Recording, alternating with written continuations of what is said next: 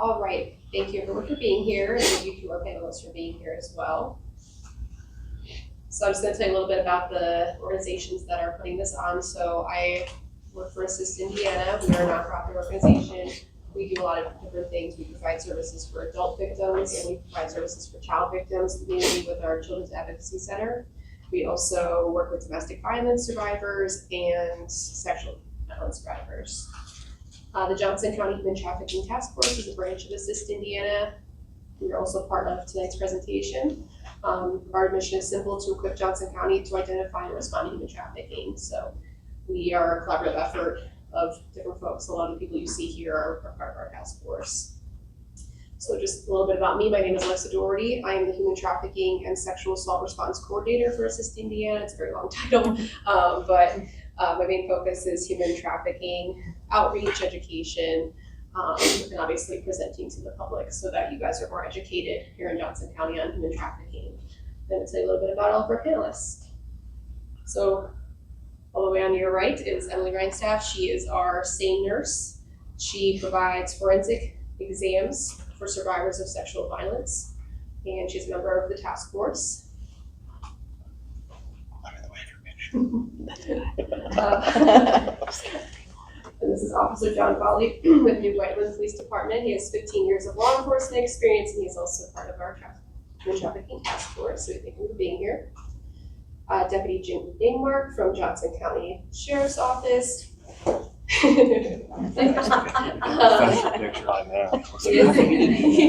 Could you stand up right by? He looks very professional, right? Yeah, he's part of the crisis intervention team for Johnson County, if you're not familiar with that. A group of individuals that respond to persons in crisis. They are specially trained. There's a special training that they go through, so it's a very important part of law enforcement. He's also a member of our task force. Jessica Evans is the founder and executive director of Allies Inc. If you're not familiar with that organization, they are based out of Indianapolis, and they empower survivors of trafficking and sexual exploitation through mentorship and a supportive community. Very important part of the community, very important resource to us. Finally, we have Genevieve Meyer. She works for the Indiana Youth Services Association, IYSA. She is the statewide coalition development coordinator for the Indiana Trafficking Victims Assistance Program. We just call it IVVAP because it's a very long title. And she is an expert in the field of human trafficking, so she's one of our better resources that we have to answer our questions, to help us through whatever things that we may have going on in the field of human trafficking. All right, so we'll get started. So our first question is for our law enforcement professionals. I'm going to have them answer the same questions that I have provided for them, just to kind of give a different perspective from their different backgrounds and departments that they work for. So I'll start with Deputy Mark. What challenges do you face in building cases against traffickers? I think the biggest one is just getting cooperation with maybe the individual that's being trafficked, or just because that individual might be being coerced or forced into not speaking to anyone.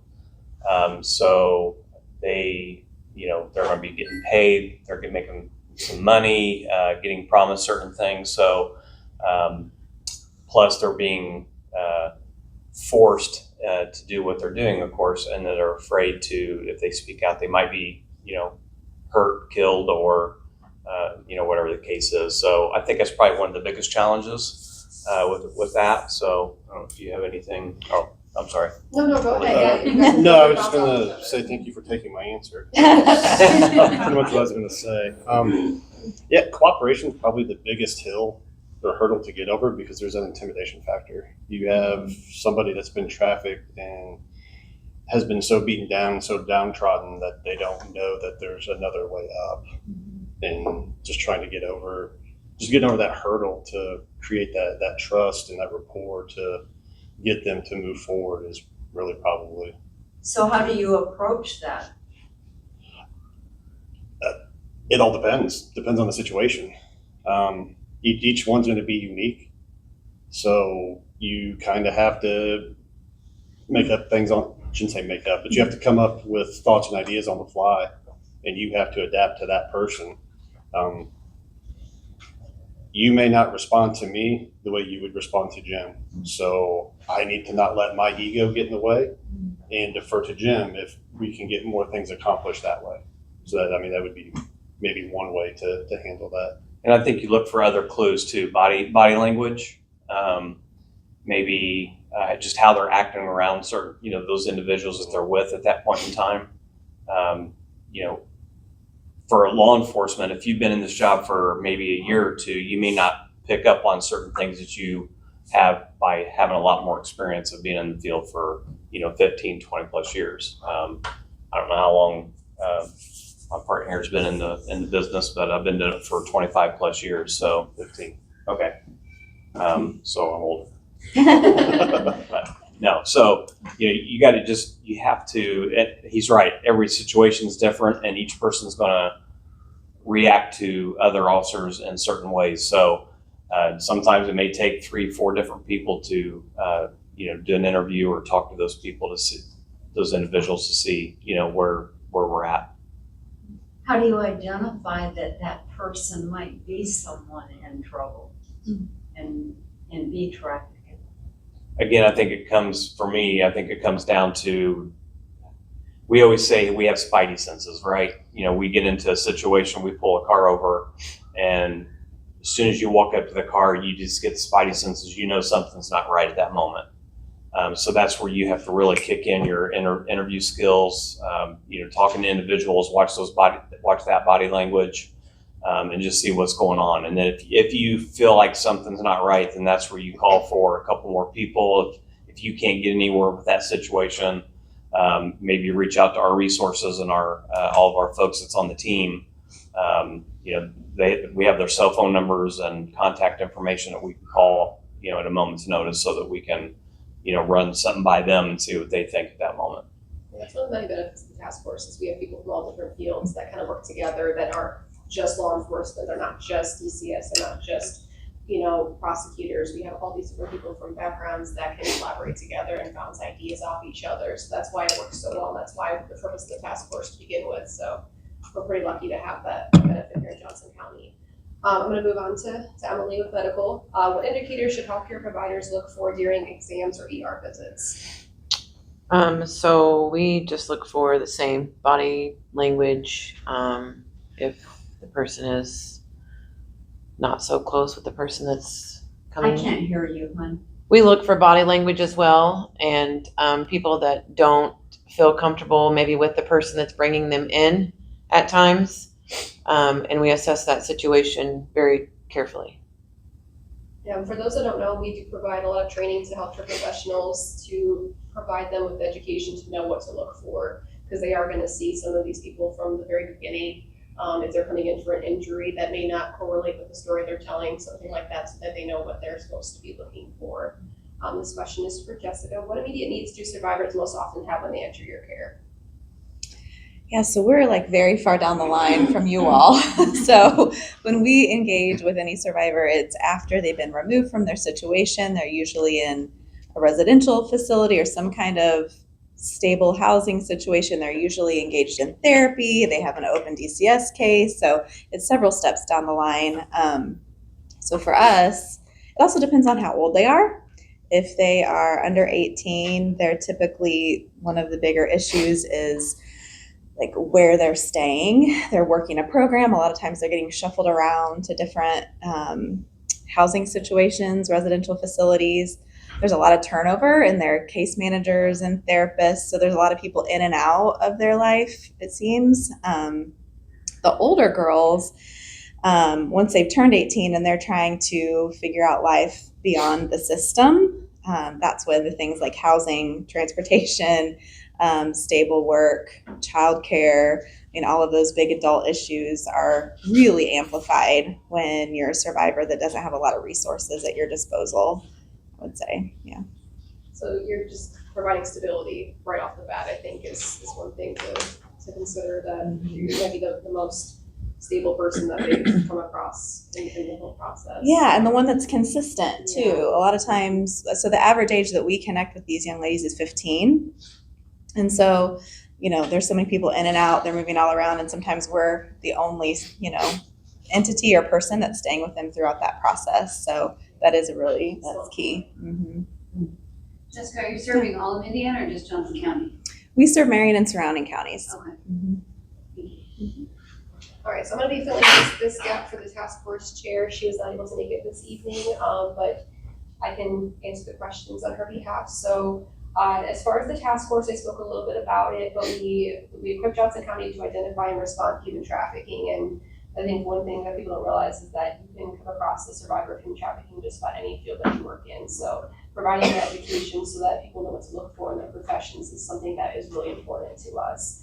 We do currently, based on the name of our task force, the Johnson County Task Force, we provide assistance to Johnson County. However, if there's a survivor that's requesting services outside of our scope, we are going to jump in and at least connect them with the person that they need to connect with if we can't help them ourselves.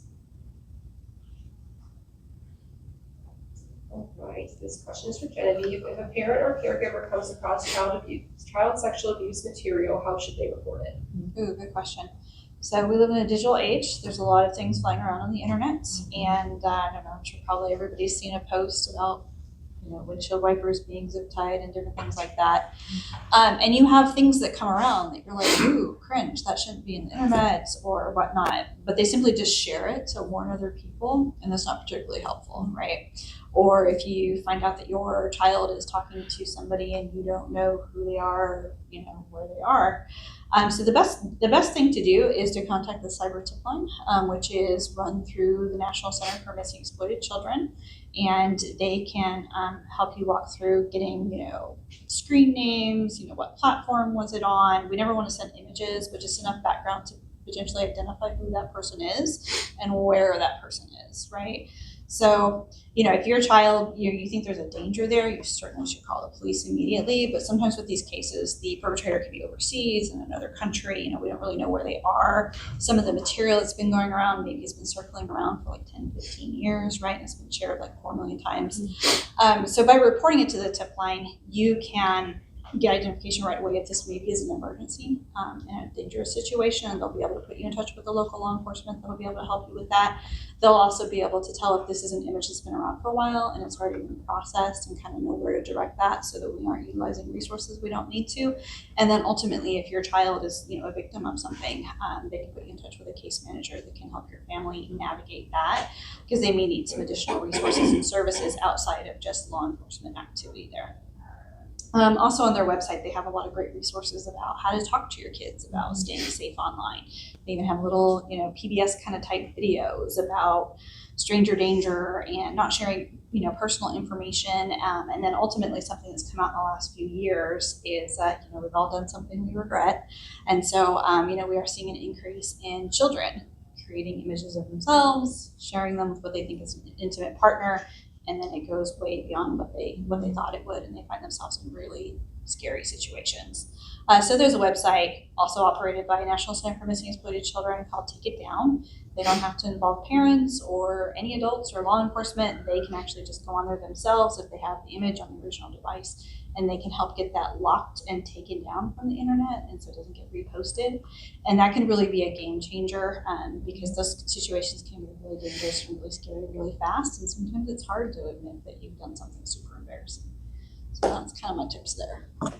Thank you. Yeah, I think what's important to note is that human trafficking is, the beginning is that it looks a lot different than people realize, especially in this digital age. Kids are talking to people online that they don't know. They may not even realize that they're getting themselves into a trafficking situation, and it could be too late before it's even realized where they're going with somebody that they don't know that they met online. So just knowing how to talk to your kids about it and to look for the signs that they may be speaking with someone online. I think that's really what it comes down to. All right, this question is for law enforcement. How do you balance victim safety with the need to collect evidence? Safety's paramount. If the victim's not feeling safe, it's not gonna be easy to collect evidence. You're definitely gonna have an uphill battle. So at the end of the day, we still need to collect that evidence. If we can't collect evidence, we're not gonna build a case. We're not going to put somebody in jail, put them away for their crimes that they've committed against this person. If that person's not gonna feel safe, like I said, you're gonna get very little from them until you can make them feel safe. So. Yeah, I think one of the biggest things is make sure you use compassion with the individual, meet them where they're at, because they've probably been through a lot. just like with being on the crisis team, every mental health crisis we go on, we have to meet that person where they are, because if you go in there with the attitude of, hey, I'm gonna ask you to do this, then I'm gonna tell you to do this, and I'm gonna make you do this, they're not gonna cooperate, and they're not gonna want to work with you. So you got to use compassion, just work with that person and just meet them where they're at. Get those other people involved, the other resources that are on our team. There's so many people to help you with that and work through that process. Yeah, it's tough because somebody in a trafficking situation has already been being told what to do all the time as it is, and now having somebody come in and again tell them they need to do this, need to do that. It's tough, and I think sometimes you have to be flexible, and you have to, you may want to get things done immediately, but if they're like, hey, I need to talk to my mom, I need to go have my friend come with me, like just being flexible, and I think that stuff helps too, like you said, meet them where they're at, and if you'd have to go off track a little bit, if it's what's going to get us to the end result, I think that's what's most important. Yeah, I'm gonna call or let that person call whatever family member that they want to, just to get them in that comfort level. They may not be able to do certain things through the process, but at least for us on the scene, if we can make that person feel safe, that's like you said, that's paramount. We want to make sure their safety is number one. So. All right, last questions for medical. What are effective protocols when a provider suspects trafficking? For instance, in an ER setting, my team will pull the person back by themselves and get them situated in that time. Just something that we do with everybody so it doesn't look suspicious, that we pull them back, ask them questions, and then go from there and keep their confidentiality to the up, so we don't not sharing their information with everybody, and keeping them safe if they don't feel safe after they have expressed that with us. Yeah, and sometimes all you can do is try, and if they're not willing or they're not cooperative, it's not something you can really press or force someone to do, but they at least know that somebody's looking out for them, and they may think the next time that something happens that maybe they should come forward, because there are people out there that are looking out for them. So I think just making sure that they know there's people that are recognizing that they may be in trouble or in a situation, I think that helps too. All right, this question is for Jessica. What are the most common indicators you see in potential trafficking or survivors? Yeah, like I said, we are kind of on the back end, but I will say for the majority of the girls that have been in our program, they don't have a lot of people in their life. We call it poverty of relationship. Of course, for any situation, there's going to be different risk factors that are going to have led them to their situation. Every situation is different, but one underlying one that I feel like we don't talk about enough is just the lack of support that they have relationally. Someone that maybe could have steered them in a different direction or had a conversation or noticed a red flag, which is one reason why I'm passionate about providing mentorship and community to them as they're moving forward. But I feel like you're probably more well equipped to talk about the red flags on the other end. But I know, isolation. Why don't you just take that part? I feel like this is something that you train on all the time. Yeah, so Would you speak up? I can't hear. I will try. I'm sorry, I don't have an outdoor voice. I I taught for a long time, ears and for they it. said I was going to get it, but I never did. So human trafficking really is something that's hidden in plain sight. And it's human trafficking, sex trafficking, labor trafficking, exploitation, online exploitation, and what the commonality there is vulnerability. So if you have individuals that are vulnerable due to their immigration status, due to poverty, due to I'm struggling to make ends meet at home and I have kids and I need to put food on the table, to cognitive disabilities, somebody who maybe is receiving disability. We've seen people trafficked for their benefits. Just basically where there's a vulnerability and there's an opportunity to exploit people, unfortunately, you will find folks in that area. You also see it pop up in areas where there have been natural disasters. So maybe that community didn't really have much of an issue before, but suddenly there's been a hurricane that's come through, and a lot of people have been unhoused and displaced and everybody's looking for a place to live, right? And the hotels are full. And you'll start seeing it pop up on the internet, rooms for rent and places for rent that just look too good to be true. And people might find it in there. And then there's a lot of like coercion of, especially with our kiddos that are running away, right? My opinion and my professional experience is kids are either running from something dangerous or running to something dangerous, right? Maybe they do have okay homes, but they're looking for excitement and somebody has promised them a modeling job or a record deal or, this fancy life that's a lot better than, algebra and soccer. I mean, that absolutely happens. So it can be really different. Oftentimes it shows up with other things. So some avenues can be like substance use, right? So somebody's dealing with substance use. There maybe have burned a lot of bridges, right? And their support shrinks, which makes them more vulnerable. They have addiction. They need to keep feeling that addiction. They may find themselves doing things to be able to continue that addiction that maybe they didn't before, right? And it's one big vicious cycle. We also see it with domestic violence quite a bit. We especially see those with individuals that are working in like pornography and escort and adult entertainment places. They're traffickers or they're pimps or they're boyfriends or they're their husbands, right? And they feel like it's their fault. So very classic kind of domestic violence symptoms of if I just behave better or I do things better or I bring in more money or I do this or I do that, I'm the problem and I'm going to try to get better, not realizing that this person is, a piece of crap and they need to move on to something else. And a lot of times they may have a child with that person that further complicates that situation. So now what are they doing? If you don't get out there and make that bank, I'm going to call DCS and have your kid take it, right? So it can be really complicated. And then also, with not wanting to deal with law enforcement, if you don't have documentation, traffickers, they definitely use that. We've had busts in massage parlors and whatnot where there's like a picture of the owner, shaking hands with the mayor, like, hey, I know people. And, if you're coming from another country, you don't know what your rights are. You don't know what's available. Usually you're coming from a country where the police are corrupt. You're not going to trust them here. And then also forced criminality, right? If I go down, you go down too. You've been selling drugs. You've been doing these things. You're going to get in trouble too. So you better keep your mouth shut. Does that cover one? I knew you'd answer that very well. Good job.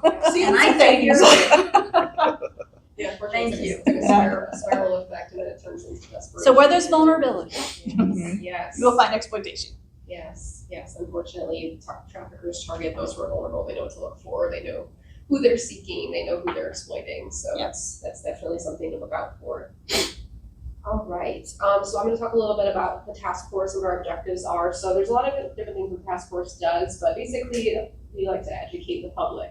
So this is why we're here today, right? We're here to educate the public on human trafficking and what to look for and things that people may not even think about because there's such a Hollywood glamorized image of what human trafficking might look like and not even realizing that it could be happening in their schools, in their hospitals, in their own backyard. So this is just our opportunity to educate, provide some more information. We keep up on current trends and best practices. That's why we have so many different people in the task force with different backgrounds so that we have all different perspectives to provide to the task force. And then also a prime example of the function of the task force is if there is a survivor that needs transportation, housing, they need medical treatment, we have somebody from all those fields that can cover those needs. So we can call them up and say, hey, as a member of the task force, can you come and pick this person up and take them to the hospital to get medical treatment? And we're probably going to have somebody that's willing to do that. So that's the purpose of it, is just to have people that are willing to step up when the time arises. Right. That's what role do the Children's Advocacy Centers play in human trafficking? And if you're not familiar, I'll explain what a Children's Advocacy Center is. So the Children's Advocacy Center is new to assist Indiana. There has always been one in the area, but we now house it at our office in downtown Franklin, if you are not familiar with where we're located. So they provide forensic interviews and exams to children. So it's very important because in a traditional sense, law enforcement may be interviewing an adult, but it's not necessarily a comfortable environment for a child to be interviewed. So this provides them with a room that has toys and coloring books, and it's recorded, and there's a comfy couch for them to sit on. It just basically allows them to be interviewed in a setting that's not so uncomfortable for the person that's specially trained to interview them. So obviously it's a very important resource to have in our community, and and you can speak on the impact it has on human trafficking. Sure. So the Children's Advocacy Center are often the core of a lot of the task force and the coalitions that I work with across the state in regards to child trafficking, specifically child sex trafficking, online exploitation. And what she said, exactly what it is it's not a sterile, cold, scary environment, right? It's more like a living room or a playroom, minimal distraction, of course. But you have somebody that is specially trained to be able to just really kind of gently ask those questions without leading or, asking too many questions, potentially compromise investigation. So they're very well trained within specific parameters. They also can kind of pregame with, we call it a multidisciplinary team. So law enforcement, and sometimes you have federal and state law enforcement involved. You might have Department of Children's Services involved. You may have other individuals or prosecutor involved, and they can be like, hey, this is what we know about the case. Of course, that child's not going to know everything they know about the case, but they're like, we have some questions specifically about this kind of stuff. Can you see if you can get the child, because the child sits there, it's like, this person asking me questions. I want to do the right thing. I want them to be happy with me, right? But I don't know what's going on at the level they know. And then those sessions are usually recorded. So then the child doesn't have to repeat their story over and over and over again, which can not only be traumatizing, but it also can be difficult when you're trying to put that case together to ultimately prosecute it, right? Because that's what we want. We want people held accountable, and we also want victims taken care of. And then child advocacy centers, a lot of them do like prevention education in schools, so talking about keeping kids safe, and then also they can put the families in touch with community resources, especially our kiddos that are online. Usually they're online because there's a need they're looking for. They're looking to connect with someone, they're looking to plug into a community, they're looking to feel validated and valued. Just because they got caught talking to somebody that was scamming them on that doesn't mean that need goes away, right? And so what can happen is next year they're in the same spot. So that family needs to get put in touch with some folks that can kind of help them navigate that and help them establish healthy relationships and respectful boundaries. So I think that's the biggest thing there. Yeah, I think in my experience, the most important part about a CAC center is that it doesn't just stop with the interview. It's not like, hey, thanks for coming, see you later. They can continue to come and receive counseling if they need someone to talk to, if they need to be connected, like she said, with more resources. We are there for them in the aftermath as well. It doesn't just stop with that one interview. So I think that's, for me, the most valuable part about having it is that we can provide aftercare as well. This question is for medical. How do you balance confidentiality with mandatory reporting? And for those that aren't familiar with mandatory reporting, there's a list of folks that are mandatory reporters, so teachers, medical, and it goes on to more people. You can find a list if you're not familiar with it, but medical would be a mandatory reporter, so you can talk about that. Yeah, we, as a mandatory reporter, we can report it to the statewide hub that we just have a victim that we're suspicious of, and turn that over to our partners to let them know that we've come across something. We don't necessarily have to give their name, but we can give the information that we know, and then they can decide if they want to move forward with it. And then we decide at that point. And just a little reminder, when it's a child, everybody's a mandatory reporter, not just professionals. Yes. Yes, everybody. That's a good point. Yes. Yeah, it's so important because to make sure that these kids are being forgotten about. For Jessica, how do you build trust with clients who may not self-identify as being trafficked? Oh man, it's so hard. I think for us, what we found is we just have to keep showing up over and over. It's not about saying the right thing or doing the right thing. It's the consistency. Because every single person that has been trafficked, it's happened through some kind of relationship. Lots of times they think it's someone that they could trust, especially if they're a child. That's going to do there's a lot of undoing to be done when it comes to how do I know if I can trust someone? How do I know what a healthy relationship even looks like? And so for us, if we just talk about, like, you just have to keep showing up over and over again, be who you are. You're going to make mistakes, repair them, like show them what a healthy relationship looks like. And that builds trust. Authenticity. These like kids that we work with, they can sniff out someone who's inauthentic in a heartbeat. And so just, being authentic and showing up, I feel like are the two biggest things that we can do to build trust with the girls that we work with. Yeah, I think law enforcement can probably speak to this as well, that, when it comes to this kind of falls in line with domestic violence too. If somebody doesn't recognize that they're being victimized, then how do you build a case on that? How do you convince someone that they're, a victim of trafficking, if they're a victim of domestic violence? It can be really tough, I'm sure. Definitely don't lie to them. Yeah. You got to be truthful. You got to tell them the truth.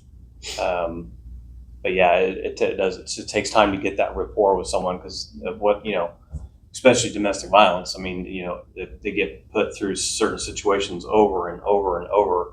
They feel like that's a norm for them.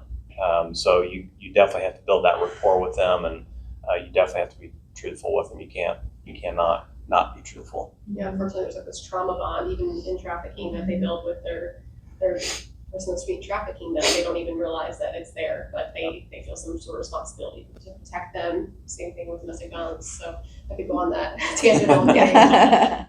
It's part of meeting where they're at, because if they don't believe that they've been a victim, it's hard to convince them of that. And so, they, like you said, just what they've experienced feels normal to them. And, so someone telling them that they are a victim or what was done to them is wrong, like that changes their whole paradigm. Yeah. Yeah. And sometimes we as law enforcement, I mean, we act on behalf of the state. So in a domestic violence situation, more specifically, if the probable cause is there to arrest, I don't have to have that person's cooperation to make an arrest. So if there's probable cause, I can act on behalf of the state, make the arrest, and that at least is going to give the victim some time to be away from that person, and maybe that connection can be made, or that ice can be broken that, wow, I'm a victim. This is actually something that's happened. And then with the law that changed, that went into effect July 1st, you've got a domestic battery that happens, that person, like, they're not bonding out. They have to stay in jail until they see a judge. So, which if it happens, let's say Friday afternoon, then, I mean, they're going to sit in jail all weekend till Monday or Tuesday before they can see the judge. So there's at least, I mean, I guess the silver lining to the gray cloud is there's extra time for them to get connected to those resources and get that ball rolling to, let's get the world going in their favor instead of against them. Yeah, so especially if someone's been failed by the system before, they may not have that trust anymore. And if it takes, doing something on their behalf that it has never been done for them, they may now have some more trust in the system to at least see how it goes. And I think that's one good thing about these laws that give law enforcement the ability to act without the initial cooperation that you may end up with later. So our last focus on the task force. So currently we have law enforcement on our task force. We have medical staff, service providers, legal staff, and then other members of the community that have a vested interest in human trafficking outreach. So if you or someone you know is interested or has a role in the community that would benefit the task force, we're always looking for people to join us that may provide a resource that we don't have or that we're looking for. So just something to keep in mind. This question is for Genevieve. How many human trafficking business models are there? So I love this because, we look at human trafficking sometimes as more of a moral issue in society. But the fact of the matter is there are individuals or organizations who are making money off the vulnerability and pain of other human beings. They are profiting, and they're making a lot of money, and it's gross. So there's 25 actual different business models, and I talked about a little bit in there, but some examples is illicit massage businesses. Those are oftentimes tied towards larger criminal organizations, right? So you may have a couple places in strip malls, and if you follow the paperwork, sometimes you'll see those strip malls are owned by the same person, or it's the same registered agent that's registered with the state, and the girls come from the same areas of the country. Like, you can kind of see the organization, the higher level there. It's not just a random one-off sort of thing. Domestic work. So I'm gonna talk about labor trafficking for a minute. I think that's also seriously underreported. I think we focus a lot on sex trafficking, but labor trafficking is huge. Labor trafficking is not necessarily you don't pay them anything, right? Labor trafficking can be, hey, you're gonna come make $18 an hour at this job. It's gonna be great. Your family's gonna be able to be lifted up out of poverty. They get there and they're making $8 an hour, and they have their documents taken. and they have no way to leave. So they just have to stay there and work there, right? There may be, 25 people in a 3-bedroom house, and sometimes they have utilities and sometimes they don't. And then bonus, by the way, it costs $15,000 for you to get here, and I'm feeding you. So of that $8, I'm going to keep deducting until you owe me money, right? And they're just like absolutely stuck. So we've seen cases, especially with undocumented minors. So these kids are like really just out there and oftentimes have nobody looking out for them, advocating them, and they're doing really dangerous illegal jobs in like meat packing plants, and we see this in rural areas because those places really stink, and so they're not really in the urban areas, they're like way out there and they're kind of hidden. So we've seen that in there. Restaurant food service, maybe everybody's there because they want to be and they are making money, and everybody's agreed with how much they're making and what those tips look like, and maybe not, maybe they're all living in the back, right? Seen a lot in the illicit cannabis business. That's something that's really coming up quite a bit. Is they're growing weed out in like the hills of California, and it's like way out there, right? And you have people that are they're dropped off with a week's worth of supplies, and they're left there. There's no internet service, there's no phone service. There is no way to get out of there, right? That is not somebody who volunteers for that situation. Health and beauty services, so it can look like a viable business, lashes or nails or whatnot, but really those people are not being paid, or they're being paid very little. They're not allowed to leave. They maybe have family at home that you're going to do this, you're not going to cause a fuss, or I'm going to hurt your family back home. Arts and entertainment, again, modeling, sports, performing arts, and then also domestic work. So cleaning service, childcare, people working in homes. There have been cases where somebody did not leave a house for 10 years, right? And they just stayed there, and they cleaned the house, and they cooked the meals, and they watched the kids, and they did not leave the house for 10 years and were not paid.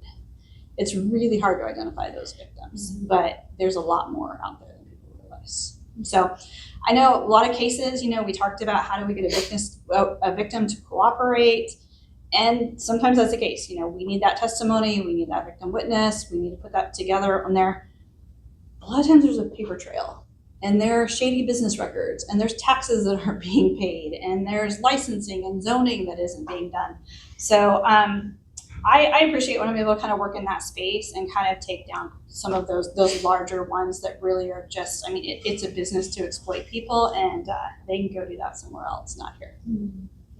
If someone were to find themselves in that situation, or if somebody suspects that somebody is in that situation, how is that reported on a public level? Is that for me? Yes. Okay, sorry. Well, you can call the human trafficking hotline if you suspect trafficking, and just remember, you don't have to put all the pieces together and prove the case, right? You just have to make the call, and then the right people will be notified, and they can take a closer look at it. In my experience, most people that I talk to said that they would rather you be wrong than rather you were right, and you never called anybody, you didn't make that call. If it's a child, if they are in immediate danger, that's a call to 911 or law enforcement. If it's just kind of suspicion, you're not really quite sure, that would be a call to the Department of Children's Services hotline. I will tell you, imperfect systems here, if you call the Department of Child Service hotline, it's really helpful if you say, I suspect human trafficking, because in the state of Indiana, we actually do have our own human trafficking team. So it's a team of people that specialize in human trafficking, runaway youth, kids missing from care, kind of that really, really vulnerable age range. They're really good. They're very well connected. They're connected to the National Center for Missing and Exploited Children, Internet Crimes Against Children, feds, local, like all the connections there. If you say, I suspect human trafficking, most likely the odds are that it will get screened over to the right team. So that's super important. And then also Homeland Security also has their own. So if you think that, if you see like a company or an organization or something, it looks like there's some shady things going on there, you can call Homeland Security Investigations, and they can come and check that out. And then also importantly too, is the Department of Labor, Wage and Hour. I feel like that's something that's missed quite a bit, of that maybe we don't have enough to do an investigation and prosecution, and we've taken these people that have been trafficked for labor. They have a safe place to stay, they have medical care, they have food, they have clothes, great. But these people came here because they desperately needed to make money. And so there are ways to capture those wages that they were owed and get that to them as a way to, make sure they are whole and get them the justice that they need. Right. And a question for medical: how can medical staff ask sensitive questions without putting the patient at risk? again, we get them alone by themselves, away from other people. Sometimes they're brought to the hospital, dropped off, so you have that chance to say, are you safe? Is there anything we can do for you? Do you want that person that dropped you off to come back? Is there anything that you want to tell me before they come back? So.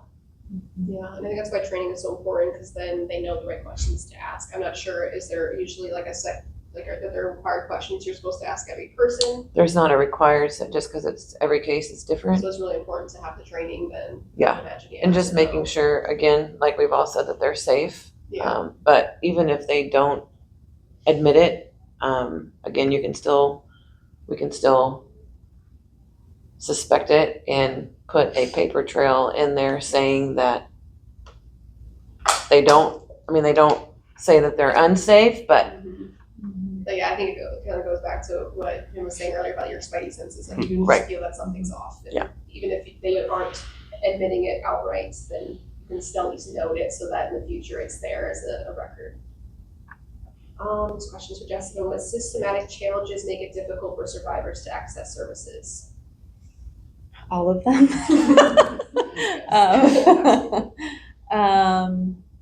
There's a lot.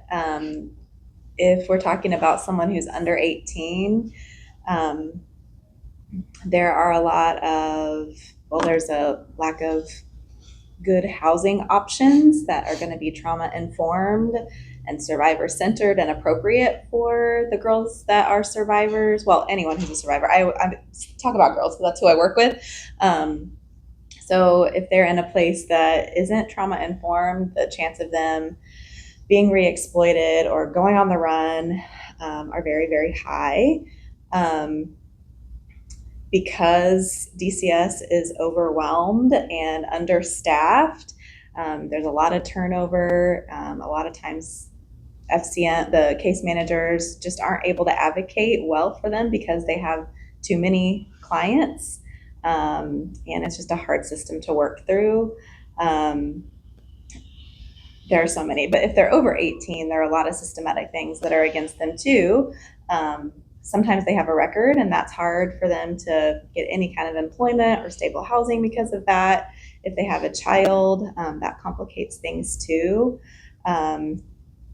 Housing is a really big issue. If they don't have a stable place to stay, or if they don't have transportation to get to a job, it's nearly impossible for them to support themselves. And then where are they going to go?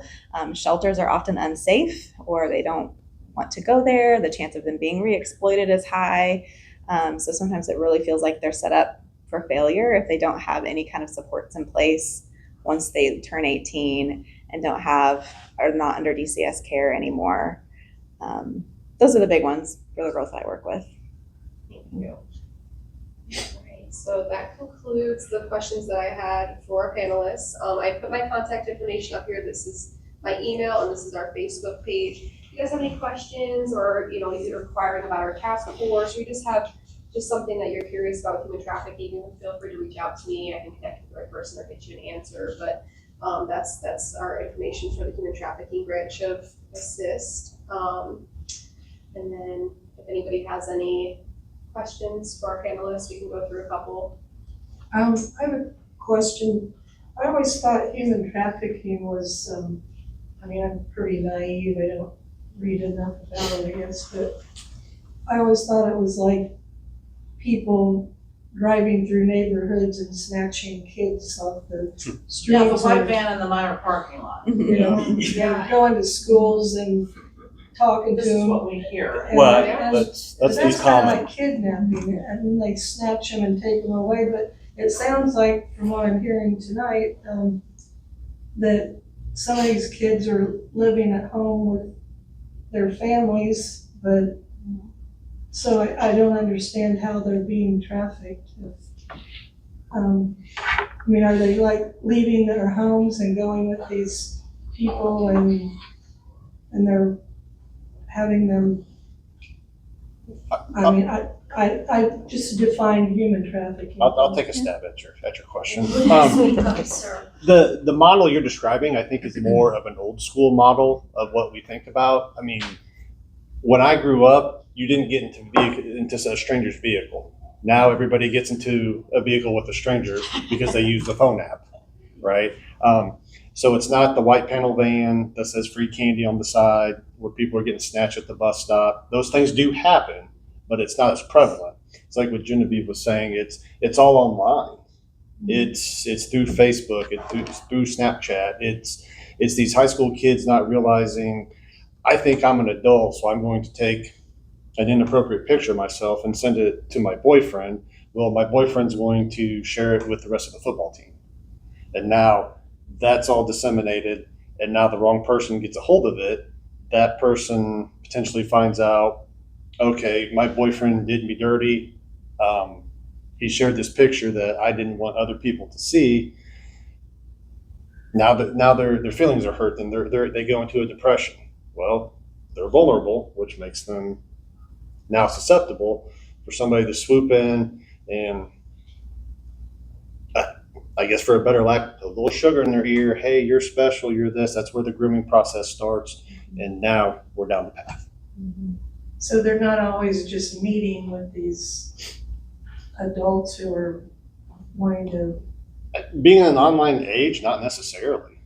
You don't necessarily have to meet them face to face. A lot of times you're going to be dealing with somebody that's in a whole other country. Oh, okay. I was just thinking human trafficking was especially young girls. That's another thing. Are boys ever involved in this? Oh, yes.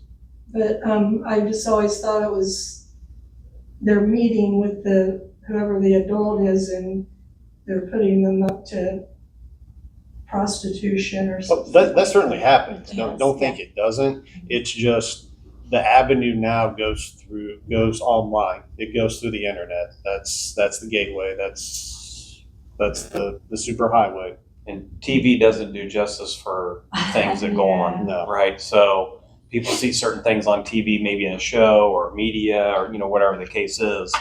And does it happen sometimes that way? Maybe. But, and Genevieve can probably speak on this a little bit more, but we watch a video, and when they do the human trafficking class 101, people look for the vulnerable person. They might be at the mall looking at clothes, and this person might say, okay, here's my in. I'm going to go start talking to this person. Oh, do you like that outfit? I've got several of those outfits at home.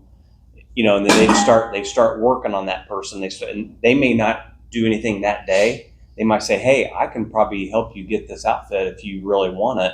Call me later and we can discuss it. Well, that person's home life may be awful.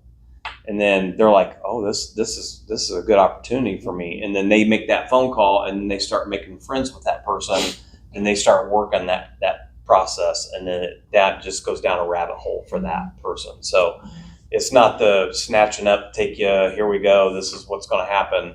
Again, like, Officer Viley said, it does sometimes happen that way, but most of the time it's different grooming processes that you don't even think about. Yeah, sure. It's both online and it's also offline, right? So online may be taking illicit pictures of someone, making them allow you to take illicit pictures. You're uploading that to websites. You're making money. They're not, but they're in a situation, either they're going to be kicked out of where they live, or you're controlling their drug habit, or something that's keeping them doing that. In person, human trafficking occurs on all of the modern apps that we use these days, right? Ubers pick up girls to take them somewhere else for their dates. Dating apps are riled with solicitation. So, maybe not everybody, you don't see as much of Backpage.com and those places like that. Although those exist as well, escort sites. But most commonly, they're on dating sites. And, the person that's purchasing may not know anything about trafficking and may think it's a consensual activity, right? So this guy, he's looking for a date, and he sees a cute girl, and they start talking, and she's like, hey, yeah, I can do this for $50 here. And he's like, interesting, right? But what he doesn't know is there's somebody behind that other young lady, and maybe she's not even of age, right? Maybe she's 16 or 17. Children can't consent to prostitution. There's no such thing as a child prostitute, right? So maybe that kiddo is coming from foster care, and they literally have nobody else in the world, and they found this one person that made them feel special and made them feel safe, or even bonus, gave them a place to sleep at night, just that simple. And if they're going to be able to stay in that situation, they need to be making money. And so that's kind of what it looks like a bit more these days. How common is this in Johnson County? I mean, how many cases every year do you get? I don't know that I could give you a number, but it happens in Johnson County. If you think about it, yes, she probably can give you numbers, but if you think about where Johnson County or Indiana in general is, we're the crossroads of America. We have almost every interstate that goes through our state. So it's very prevalent in the state of Indiana. It's in Johnson County, and I'll let her answer that question. I can't give you numbers, but I'm an adult survivor. And I was trafficked here in Johnson County and Marion and Hendricks and Morgan. And I was an adult. This happened in 2022. And yeah, it started out on the internet. It really is. It's vulnerable population. And this man came into my life. I luckily have no memory of what he did because he injected me with fentanyl.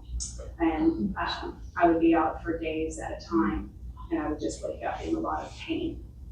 So it's very, the way I described it to one group I spoke to was, it is extremely sophisticated and extremely insidious. And there's a lot that's going on that's not even reported. And then never even be reported. I didn't even know that that's what was happening to me until I was just cruising through the internet and saw something from the Polaris Project. And I started reading that and I began bawling and I made a call. While you were in that situation. Yes. Wow. Yes. But you incorporate the drugs into it. And by that time I was a full-blown addict, and a lot of people will just look the other way. I've actually had law enforcement tell me that they couldn't prove I didn't want it. And that's why what we do is so important, educating and reframing people's perceptions of what it looks like and how they can help and the ways to talk to survivors. And that's why what we do, I think, is just so important, and getting people involved is our goal. So because we're a smaller county, it doesn't matter if we're not some big, huge county. It's everywhere. Yep. Absolutely. I have to say that as a grandmother, I was very interested. I'm also a nurse, and I was very interested to come and see what was said tonight. I have one statement. I think it's a huge disappointment that you guys did not have a bigger turnout. I really, truly do. And I have a question. How do you go about, do you go into schools, talk to teachers? Okay. Yeah. So you, Yeah. churches, anybody that, because I just think the word needs to be out there. Yeah, and I will say on a positive note, there are schools that are now reaching out to us, wanting the education. There are hospitals reaching out to us, wanting the education. So I think it's good now that we're seeing that it's not us seeking it out, it's them coming to us Yeah, for it. see, I don't know, I feel like people are just burying their head in the Yes. sand. They are. And like I said something to my daughter-in-law and to my stepdaughter, and they had no interest in coming. And I'm like, you have 15-year-olds, come on, you know? That's the hard stuff. They Yeah. can't do the hard stuff. I Do you know don't that get Indiana, do you know that I just saved my neighbor from this huge scam? She sent him a bunch of money. She thought it was just bizarre that she believed this. I'm like, what's his name? Nothing, blah, blah, blah. I read, I don't know if it's true with all the fake news now, that Indiana is only number 2 to Arizona in the romance scams. And my sister said, why? Because we are uneducated? Or, she presented that to me. I said, I don't know. That's what I read when it was the National Geographic show that does Trafficked. And I watched the romance scam one, and that's what my neighbor just did. And it was unbelievable. And I think it's just that anonymous ability that the internet provides to be someone that you're not. Do you feel as though Indiana's number 2 to Arizona? Is that anything that's ever been brought up around here? No, that's the first time I've ever heard. Well, it was on the National Geographic thing. That's the only reason I It might have wanted been to- number 2 for the month. They tend to, Oh. as law enforcement kind of, and the feds, they kind of identify websites and things. But I will say, when it comes to romance scams and people that call you and text you and whatnot, a lot of times those people sending the messages are also being trafficked. Yeah. They're being held in a call center somewhere on the other side of the world. Donna. being abused and threatened and have quotas to meet as well. My trafficker was being trafficked. Oh, wow. Yeah, I probably get 3 or 4 texts a day on my phone saying, "Hey, your number's not in my contacts. What is your name?" Yeah. I'm not going to tell you my name, Yeah. you know. But there are people that they're vulnerable, and they're like, "Oh, well, my name is so and so," and then that's how it starts. And so, anytime you get, for everybody in the room, anytime you ever get a text or you got to pay this PayPal account, or the sheriff's department's looking for you on a warrant, guarantee you're not going to get a phone call on it. If you're wanted on a warrant, we're going to come knocking at your door. Yeah. Don't click on it. Yeah, Don't don't click answer on those. You don't know. it. Don't click on it. I have a question for Genevieve. You said something about zip ties and windshield. Oh, I don't know. I think during the pandemic, when everybody was at home and just looking for ways to entertain themselves, there was a lot of, I was in the Walmart parking lot and there were zip ties on and I found out that this was like a human trafficking kind of thing. And then like that kind of became the slogan because like it doesn't really happen that way. But then I was like, you always think of like people kidnapped and zip tied and held in a basement. And then one of the law enforcement officials I was presenting with was like, actually I did have one of those last week. So now I don't say it anymore. But you'll see things on social media and that literally is just like a scam as well, right? Because it's getting engagement. And I think last year, I don't know if it made it all the way down here, but I would rather not be on social media, but here we are. I saw a lot of, this kid is missing. And it was like the same kid, but missing from like 50 different jurisdictions across the country. And so I actually kind of followed a couple of them because I was like, first of all, that's really despicable, right? To do that. If somebody's family is literally missing their child and you're just using it for likes and clicks, that's gross. But they would get like so many people to share it and click on it. And then they would switch it to some kind of scam to like, these pills will make you lose 50 pounds in a day, kind of thing. So, I mean, I feel like we're always like 3 steps ahead, when it comes to like the latest thing. But at the end of the day, it's about humanity. If you have someone who's vulnerable or struggling and you have an opportunity to help or help them get to the next step in their life, that can mean the difference between them having to go through an exploitive situation versus not. And I think also understanding how often human trafficking intersects with substance use. We don't like to see about parents selling their kids for drugs. That's like the worst thing ever. But it happens so much because guess what? Parents that are addicted, they're not making great choices and they need help and not judgment, right? And so as us as a community and a humanity recognize people who are in pain or suffering, just meet them where they are. Rather, if they're a trafficking victim, a domestic violence victim, a sexual assault victim, whatever, if you have an opportunity to make a positive impact in somebody's life, let's try to do that. I feel like that's why we do this. It's because it takes the whole community to do that. Like, if everyone is looking out for their neighbor, then the whole community is going to be safer. And so that's why this task force and all of the people involved are passionate about the community understanding that it's not the white kidnapper van, so that they know what to look for and they know how to help their community members. So I feel like that is a really big takeaway, I would hope, is like, let's all play our part. And share the resources for National Center for Missing Exploited Children on sextortion and online exploitation and whatnot with kiddos. Like I said, some of them are really quick tip sheets. Some of them are, this is how you have interesting conversations with your kids. So if you have kids in your life or you have grandkids and everybody's like, it'll never happen to me, it'll never happen to my kid, until it does. But unfortunately, trafficking exploitation happens. It doesn't care what your zip code is. It doesn't care how much money you have in your bank account. It doesn't care what your education level is. If you have a vulnerability, even only for a little while, you have another kid that's like medically fragile and has thrown your whole family into a tizzy. You have vulnerability in your family that can change the trajectory of your entire family before you know it. So, but those resources. I'm coming at this from a different level. When I pull into my neighborhood, there are 2 little girls. They are beautiful little girls. Probably one is maybe 11 and maybe one 9. They're Asian. I don't know the family. But those two little girls are wanting so much attention. They are out there at the road. They are trying everything to get attention. And all it would take would be a van coming through there, opening the door and shoving them in. They are so vulnerable, and I don't know how to approach it. I would have to knock on the door and ask the mother nicely where she is all the time, you know. Yeah, we don't expect anybody to handle things like that. I can't hear you. I said we wouldn't expect anybody to do it, to go about it that way. It's not safe for anybody, and I think we would refer you to either law enforcement, or if you had information for DCS, they could get involved. Really?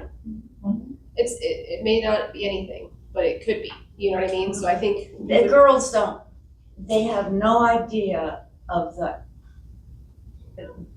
how at risk they are. yeah.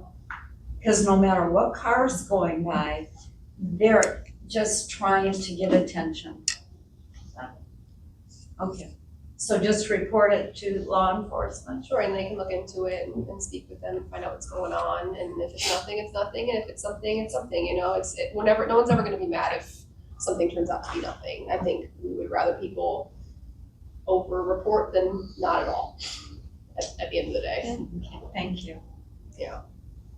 Is the stuff that Jeffrey Epstein was involved in the same as is that human trafficking, or is that prostitution? I don't know that that's a rabbit hole we want to go down this evening. I would think the answer would be yes. We might be here pretty late if we went down that, and unfortunately, that's up to the officials that work that case to kind of have the best information on that. I'm sure there's stuff out there that you could research a little bit, but that would be a lot for us to cover, unfortunately.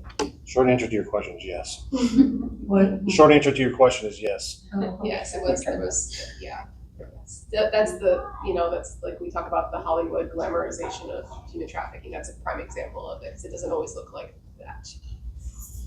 So, I want to thank all of our panelists for being here. If you guys want to give them a round of applause. Thank you. For wasting their own time and taking time out of their day to come and educate the public. So we're really thankful for that, and we're thankful for everybody that was able to make it this evening and ask questions. And like I said, with my contact information, please feel free to reach out. That's what we're here for.